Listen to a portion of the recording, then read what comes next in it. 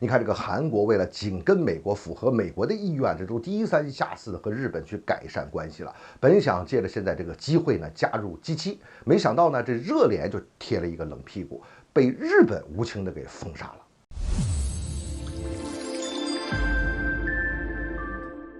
欢迎来到张斌观察，我是张斌。韩国其实是一直想加入 G7的，但是最大的阻力呢，就是来源于日本，日本是坚决不干的。近来呢，韩国政府呢，那是紧紧抱住美国的大腿，又与日本去改善关系啊，而且改善的，你看看，这已经都是低三下四这种状态了。所以他认为现在这个气氛挺好啊，我这事情该做也做了，日本那边关系也改善了，那么加入 G7的可能性那就会大大的增加了。这韩国可以说是现在信心满满啊。韩国的多家媒体呢，也是激情大增啊，在制造各种舆论。他们认为啊，韩国现在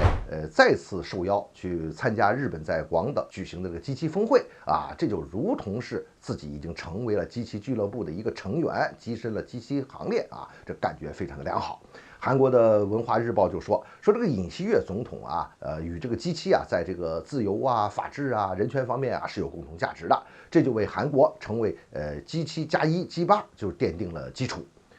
韩国呢，它其实现在也在实实在在的在做这些努力的。你看，它动员所有的外交力量，通过各种渠道，包括官方的，包括底下私人的这些渠道，和G7国家的有关人士去见面呀，开各种会呀，搞各种活动啊，然后这个游说韩国能够成为这个G7的成员之一啊。但是事情啊，可没那么简单。G7想要扩大这个成员，要扩容的话，这是要全体国家同意的。现在还坚决反对立场的，那就是日本。美国现在也不同意，也表示否定。而之前呢，其实并不反对韩国加入G7的法国，起码法国在这方面没有做出过什么不利的表态。最近呢，也是有所顾忌，也放出了一些不太愿意看到韩国加入的这个风声。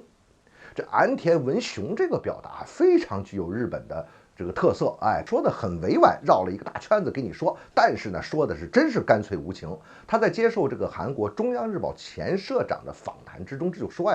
目前G7成员我们之间根本就没有讨论这个扩容的问题，所以它不存在我们日本反对不反对你韩国加入的问题啊。我跟你说，这话说的比那个直接拒绝反对还是噎人呢。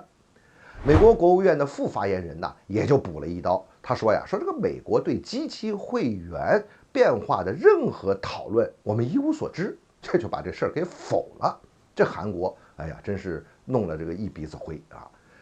G7呢，现在在美国的操控之下正在开始，最早的它是一个经济组织，开始慢慢的出现这个政治化倾向，而且越来越明显了，把它变成了美国遏制我们中国的工具之一。而且呢，这个G7是相对比较紧密的这么一个组织。韩国认为呢，加入G7呢，那是能更加直接贴近美国的重要通道，所以他要谋求积极加入G7。当然了，加入G7还有在经济各方面也会给韩国带来很大的利益啊。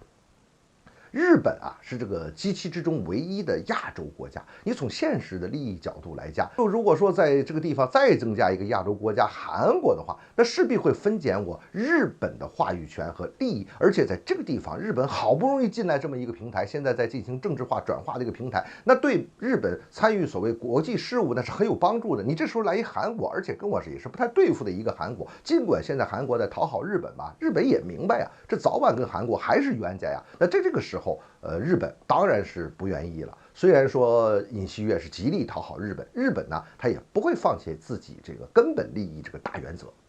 而且呢，咱们具体到这个日韩这两家的关系来看韩国你越是低声下气，甚至都有点奴颜媚骨，不顾历史，连历史都不顾，连自己的民族尊严都不顾，连这根本原则都不顾的情况之下去讨好日本呢，你越去讨好日本，越是看不起。韩国民众不就愤怒的去指责尹锡悦吗？说你这个该给日本的我们韩国都给了，现在你就弄成这样，真是令人脸红这个不是脸红的事情了，这个就是你自己自找的。